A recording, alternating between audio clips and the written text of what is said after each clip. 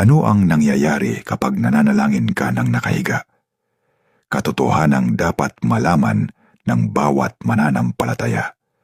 Madalas sabihin ng mga tao na ang pananalangin habang nakahiga ay tanda ng katamaran at kawalang galang sa Diyos.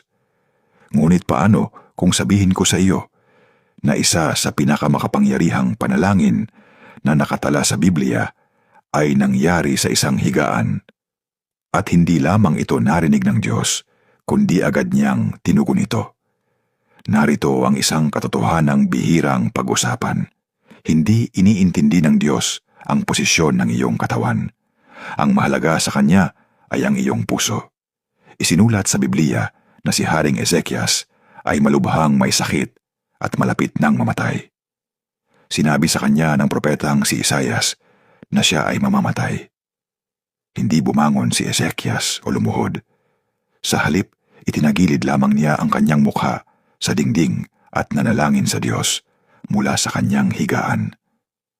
Ang nakakagugulat ay, bago pa man makaalis si Isaias sa palasyo, sinabi na ng Diyos sa kanya na bumalik at sabihin kay Ezekias, "At aking idadagdag sa iyong mga kaarawan ay 15 taon, at aking ililigtas ka at ang bayang ito sa kamay ng hari sa Assyria."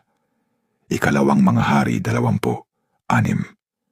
Narinig ng Diyos ang panalangin ng isang taong nakahiga sa kanyang higaan at agad siyang tumugon. Sa kabilang banda, ang mga panalangin ng mga Pariseo ay tila napakabanal, ngunit sinabi ni Jesus, "At pagka kayo ay nagsisidalangin, ay huwag kayong gaya ng mga mapagpaimbabaw, sapagkat iniibig nila ang magsidalangin ng patayo sa mga sinagoga at sa mga likuang daan, upang sila ay makita ng mga tao." Mateo 6:5. Hindi laban ng Diyos sa pananalangin ng nakatayo. Laban siya sa pagkukunwari.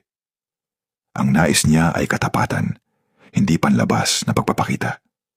Kaya't maging nakatayo, nakaluhod, naglalakad, o nakahiga ka man, basta't taos-puso kang nakikipag-usap sa Diyos, naririnig niya ang iyong panalangin. Hindi natin kayang lumuhod ng 24 na oras sa isang araw. Ibig sabihin, maaari tayong manalangin habang nagluluto, nagmamaneho, nagtatrabaho, kahit habang nakahiga. Alam ng Diyos kung kailan ka pagod, mahina o may sakit. Hindi niya hinihingi na baguhin mo muna ang iyong posisyon ng katawan bago lumapit sa Kanya. Kung taos-puso ang iyong panalangin, nakikinig siya. Ang panalangin ay hindi tungkol sa pagpapakita sa iba. Ito ay tungkol sa pakikipag-ugnayan sa iyong mapagmahal na Ama sa langit na lubos na nakauunawa sa iyo.